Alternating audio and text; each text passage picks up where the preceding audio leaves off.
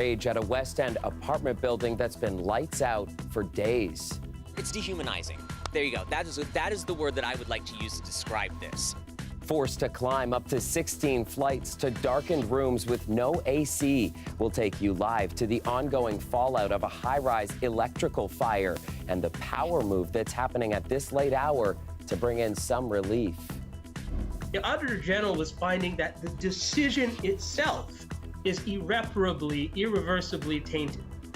Plus, why tonight's resignation of a high-ranking Ford government staffer is not quelling the furious reaction to the AG's recent report into the Greenbelt land swap deal. It alleges that he stole 3,358 video files that were accessed over 2,000 times by the Raptors. And the alleged stats of stealing, why the New York Knicks are accusing the Raptors of ripping off their game plan. Good evening, I'm Chris Glover. It is night 3 without power for many residents of a West End high-rise. An electrical fire over the weekend knocked out the building's water and electricity. Ever since, residents have been frantically urging building management to pick up the pace on the restoration work and better communicate what is happening. Today, even the Red Cross was called in. Tyler Cheese is live at the building. And Tyler, potentially a bit of encouraging news for tenants there tonight. What is happening right now? Yeah, Chris, just over my shoulder here, you can see a big blue box. That's a massive generator that they've brought in. And tenants have been told that that should be up and running at some point tomorrow. But even still, many say they're extremely frustrated. Lighting was restored in the hallways yesterday, but aside from that, there's been no electricity in the units, and the elevators are still out. And that means some people have had to walk up and down 16 flights of stairs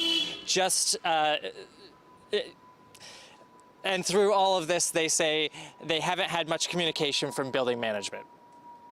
They're saying that the building is, quote, safe to occupy. Well, that doesn't mean that it's fit for habitation. The tenants of 357 Rusholme Road say the lack of electricity has created a number of other problems in the building.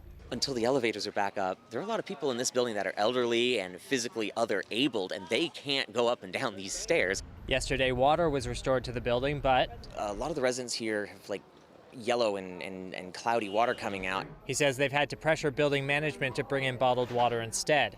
They haven't done a whole lot in terms of food or relocating accommodations for people who need it, as well as, today's the first day Red Cross has been in. I just saw maybe about 6 boxes of pizza delivered for 267 units worth of people. In a statement sent to CBC today, the property management company says it's continuing to communicate directly with residents in a timely fashion and that its staff is available to assist tenants. But residents say that's not the case. There's been a lot of lack of communication as well as improper treatment or, tones of voices to people who are stressed out and going through something extremely difficult. Earlier today, the mayor was also asked about the situation on Rusholme Road, saying, "We're working very closely with the landlord and the tenants to make sure that people are able to manage. We hope to see the power restored as quickly as possible." But ultimately, the tenants just want to know when the power will go back on. It's dehumanizing. There you go. That is the word that I would like to use to describe this. Now, building management did update residents earlier today, saying repair work on the electrical system won't begin until the fire marshal's investigation concludes. And once that repair work does start, they say it's going to be a difficult job. So even once power is back on, they're anticipating that residents will continue to have some service disruptions in the coming days. Chris? More uneasy nights ahead for those residents. Thanks for the latest, Tyler. Now to the big political story of the evening. Sure to keep the lights on tonight for many political staffers working at Queen's Park. Late today, the Premier's office announcing the Chief of Staff of Ontario's Housing Minister has resigned following that scathing report from the Auditor General that called the Greenbelt land swap deal biased. Lorenda Redekop has more on what led to tonight's dramatic departure. This meeting is happening weeks after the Auditor General released her report on the Greenbelt, finding the government was biased towards a few developers, set to gain more than $8 billion from the decision. Yesterday, the Ontario Regional Chief told municipal delegates this. As a result of the Auditor General's findings, we ask the Minister of Municipal Affairs and Housing, Stephen Clark, either resign or be removed from his title.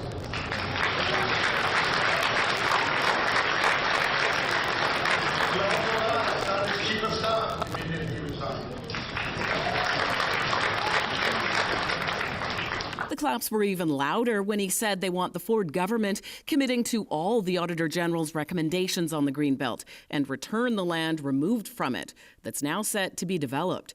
Today, Minister Clark addressed a packed room. No mention of the Greenbelt in his speech. He did make a housing announcement saying he's heard uncertainty about what counts as affordable housing. I intend to introduce legislation in the fall that, if passed, would update the definition of affordable housing for the purpose of accessing development charge, discounts, and exemptions. And later in the so-called bear pit session, an Ask Anything for delegates of all the ministers, the finance minister was asked about Toronto's plan to add a 1% tax to be added to the HST to help solve its financial crunch. As you know, our government is not in favor of tax increases. There may be a time, not now. A lot of people are hurting in this province, and we have to, as I said, work together on the various things that our citizens want. For that municipal tax to happen, it would require a change from the province. So it sounds pretty clear that that's not going to happen. Now, on to that breaking news about the Minister of Housing's Chief of Staff resigning. We're already hearing reaction from opposition parties, both the Liberals and the Green Party, questioning whether he was indeed the only person responsible for this decision. Lorenda Redicomp, CBC News, London. All right, and we're getting lots of reaction tonight to this news. NDP leader Marit Stiles releasing a statement saying this is the bare minimum of accountability for one of the most serious breaches of public trust in Ontario's history. It is time that the minister take responsibility, do the right thing, and step down. Stiles repeated earlier demands to recall the legislature and restore the lands to the Greenbelt for protection. We're hearing from environmental groups tonight as well, who say the resignation does little to fix any issues highlighted in the AG's report. Let's remember, the Auditor General wasn't making findings of personal misconduct. The Auditor General was finding that the decision itself is irreversibly tainted.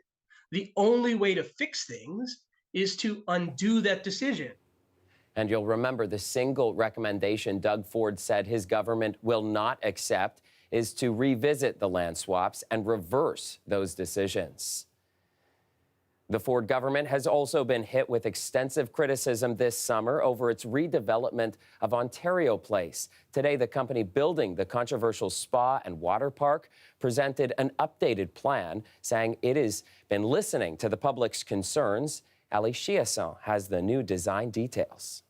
Instead of one big monolithic mega spa, these new renderings illustrate a multi-use property with winding paths and park space in and around the glass ThermaSpa buildings. It will include wetlands, a beach, and a boardwalk, but notably, the building is smaller. So to be specific, we've reduced the volume by 25%. As a result of that, we can say that the park is also bigger. We've heard these concerns from local residents. Concerns about whether it's the best use of the space. There doesn't need to be a spa here. I'd prefer if it stayed as it is. I mean, certainly they could upgrade it. And do we really have to lose 800 trees? Will it cost money to use the space? I posed some of those questions to Therma Canada's spokesperson. We're very committed to replanting all of those trees, and after the revitalization, you're going to see this become a much greener, lusher space than it is today. Like, would they have to pay to access the beach, to access the parks here? No, not at all. So more than 2/3 of the Ontario Place site is going to be completely free. Norm DiPasquale with the group Ontario Place for All isn't buying it. It's going to be the public sort of snaking around these buildings. One of their biggest concerns is the proposed underground parking lot, estimated to cost taxpayers about $600 million. With 6,000 parking spots at the X, the Ontario line, and 15-minute GO service right across the street. We don't need that redundant parking lot here.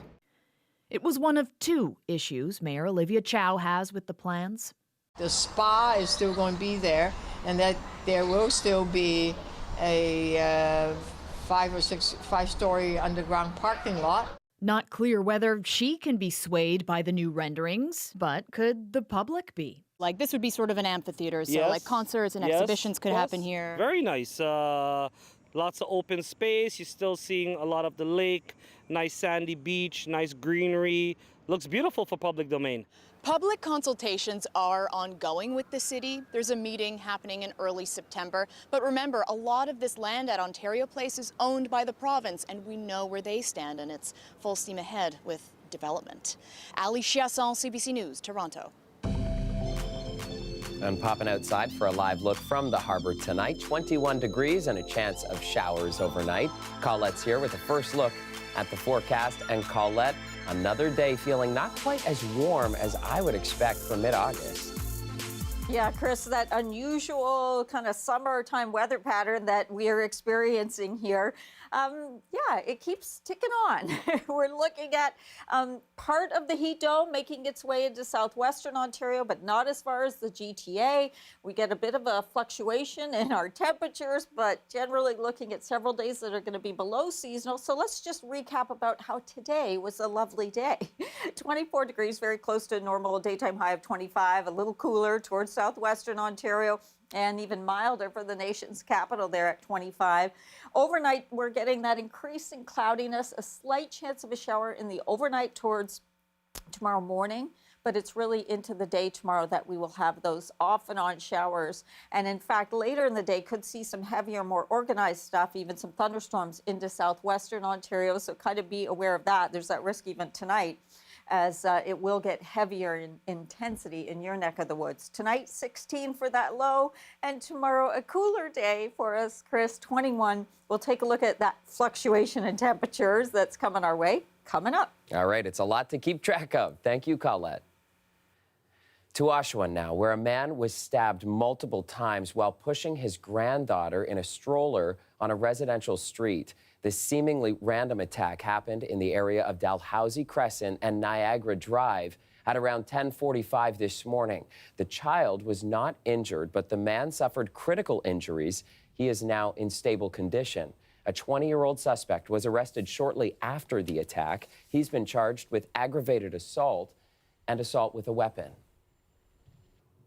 An update tonight on the Mississauga camp counselor charged with child pornography offenses involving about 24 kids. Today at a Brampton courthouse, Alexander Clark was released on $50,000 bail. The 26-year-old worker at the MC Day Camp was arrested August 2nd and charged with voyeurism and making child pornography after allegedly filming a 6-year-old boy in a bathroom. Since the initial arrest, police identified 22 more child victims and many more charges, including sexual assault and forcible confinement. Officers think there could be even more victims, asking anyone with information to come forward.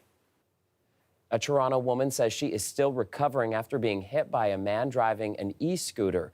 Now she's calling on the city to regulate those vehicles. Sean Jeffords has her story. Ashley Milton can't say how long she was unconscious after an e-scooter crashed into her in June. She remembers walking north on Jane Street on her way to work when she heard its bell ringing behind her. Now, I saw him, I heard him, but he was going so fast I didn't have a chance to get out of the way. And we had a collision, and I woke up on the ground with a concussion and a broken shoulder. Milton didn't discover until after the crash the vehicles are banned in Toronto.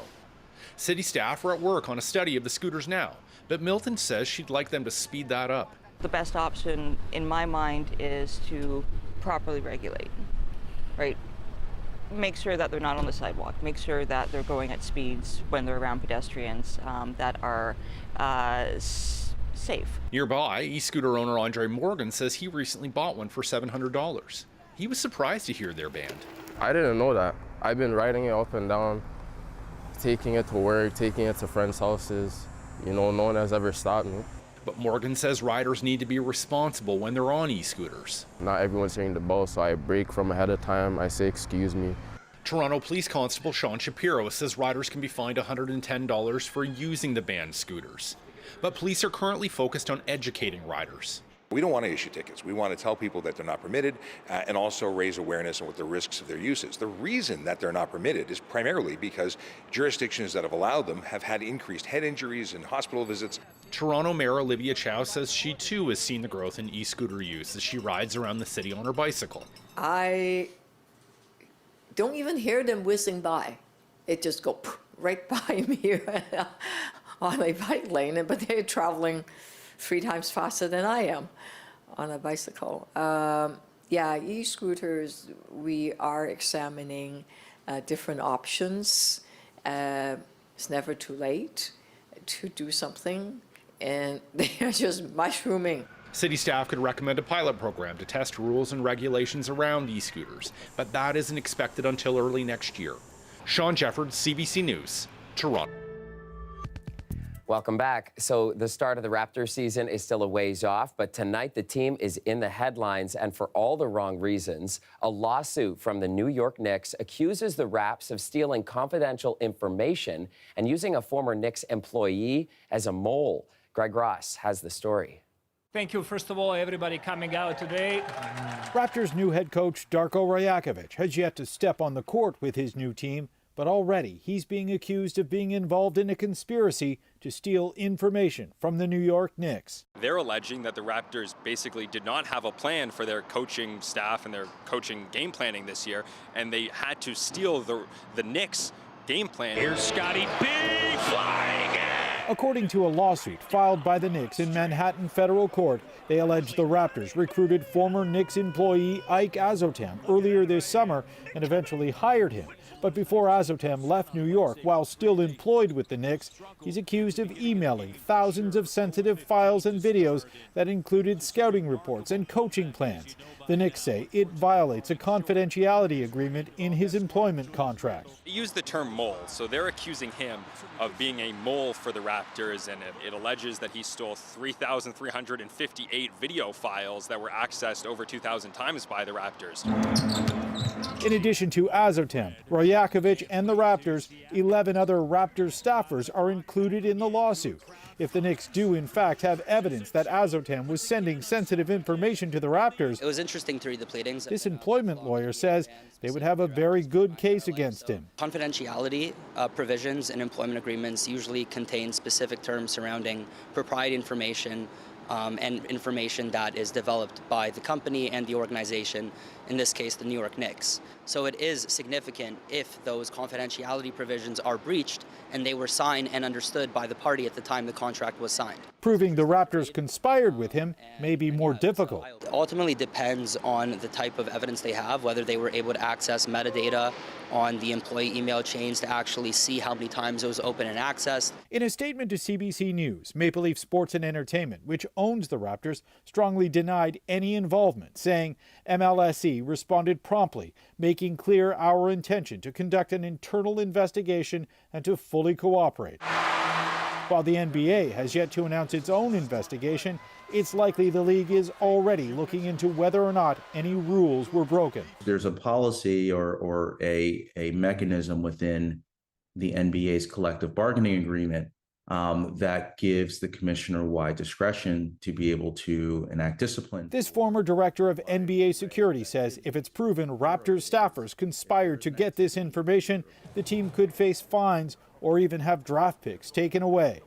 Greg Ross, CBC News, Toronto.